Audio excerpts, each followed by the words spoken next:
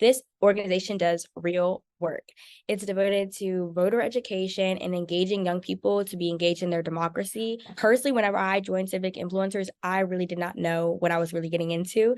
And I am so blessed to be a part of this organization because it has taught me so much about this work and how important it is. And I am so invested in this cause.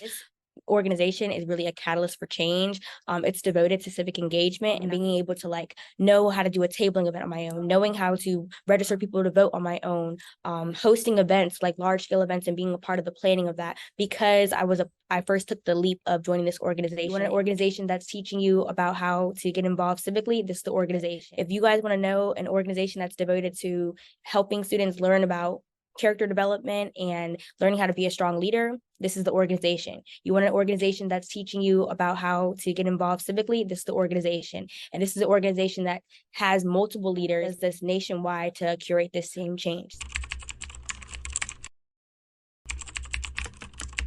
My name is Anna Cubbage. My pronouns are she, her, and I am the organizer at large for North Carolina here at Civic Influencers. Today, I am honored to be joined by two of our amazing North Carolina Civic influencers, Jada Kelly and Abby Floor. Abby, she, her, is a senior at the University of North Carolina, Asheville, and has been a Civic influencer since spring 2021. Jada, she, her, is a junior student at North Carolina Agricultural and Technical State University and has been a Civic influencer since the summer of 2022. Why did y'all initially apply to the Civic Influencers program? I applied because I saw my friends getting involved with civic engagement and I wanted to get involved too with the program. I didn't really understand how much the system involved voting and how much voter suppression is kind of contributed to society. So I just wanted to be a part of the change. I was really affected as a freshman by the 2020 election, and my passion really started when I saw just the immense amount of younger voter turnout, and I really wanted to carry that momentum into almost every election that we have, especially do what I can for my campus community. Why have y'all continued to work with us over multiple terms? I've stuck with Civic Influencers throughout, the past few years because of how much it's changed in great ways. It's really changed with how things change in society and how things change on our campus. It's been really nice to kind of have the flexibility of fitting in my schoolwork as well as my civic influencer work. And there's also a lot of overlap between what I'm learning in my political science classes as well as what I'm learning through our trainings and our meetings. It also helps me make really great connections and coalitions on campus. I really like doing things that make me more proactive and getting out. And this has really done that. What are some challenges that y'all are still facing to overcome? Some challenges I face would be educating students about voting, governmental structures in general. Most students and most people don't understand how much of an influence local elections over bigger scale presidential elections have on their everyday lives. And then I also would say another challenge is because I go to HBCU, a lot of African American students, they really don't understand the importance of voting because they feel their vote doesn't matter because of the oppression system that we have in the United States where mostly minorities kind of aren't vocalizing their opinions. They don't get to really feel like their opinions are represented in society.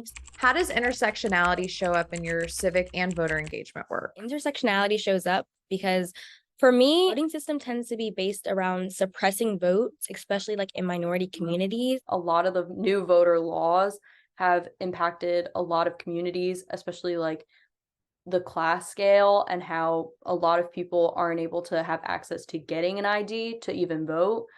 And we've created a lot of systems that are now disenfranchising those voters and making it even harder for them to get to the polls. With new voting laws kind of getting stringent on voter IDs and regulations, laws about eating and drinking in lines, mail-in ballot regulations, polling sites closing earlier than normal, all these tactics are kind of designed to oppress voters and not get them to turn out to the polls. We're just trying to figure out a way how to stop these tactics and kind of emphasize the importance of voting to our students so that they can understand that the system might have been designed to oppress and deter people from voting, but that's why your voice matters, and showing up to those polls is very important so that we don't have these issues anymore.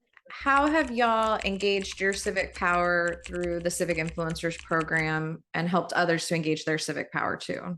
Through the Civic Influencers program, I create content on my Instagram page sometimes and on my TikTok, Reels or TikToks mostly, just to emphasize voter education and voter registration. So these kind of TikToks or Reels. They kind of are short little clips in the lives. If I'm going to like a voter event or something like that, or if I'm actively canvassing, just to kind of engage people to see what I'm doing and get them to kind of be a part of the change. I go and work with the OSA office, and they allow us to have events that can bring students out to the polls. We had an event that was called Vote Coming, and that was a large scale event. You know, we have GHO, which is the greatest homecoming on earth. It is our biggest event, but we had a Vote Coming event where we were allowed to have a bouncy house, and we had shuttles going to the polls, we had shirts, we had food. So it really engages students to kind of come out to the polls, and it kind of allows them to be wanting to be a part of the change because they see, oh, you guys are having great events and you guys are really getting people out to vote. So let me be a part of that work. So by doing content, tabling, and postcarding parties and whatnot,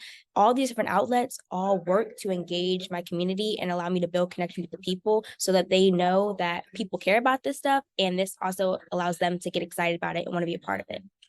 But how have y'all engaged your campuses and your local communities through your work? So I'm an RA, and a lot of times to like engage my residents, I'll just sit and like have registration papers available to be just like an easy way, like, hey, if you just want to register, or having a QR code, like scan this, and maybe if you want to register later, like re-register. We've also had a lot of candidates come in, and we do like candidate talks where students can really have the opportunity to, not quite one-on-one, but you can still have a Q&A session where students might normally not find that.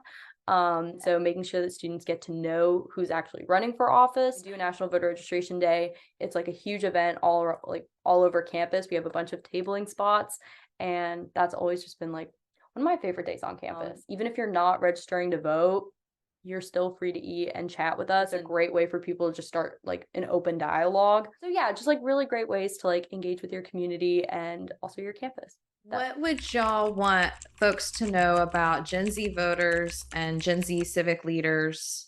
I think people need to understand that Gen Z cares about different things than older generations do, and we have to kind of target things that they care about because their voices do matter. I think it's really easy to see the disconnect between generations. Just talking with my parents, being Gen X, when I say like, you know, I'm incredibly concerned about housing, I'm concerned about my student debt.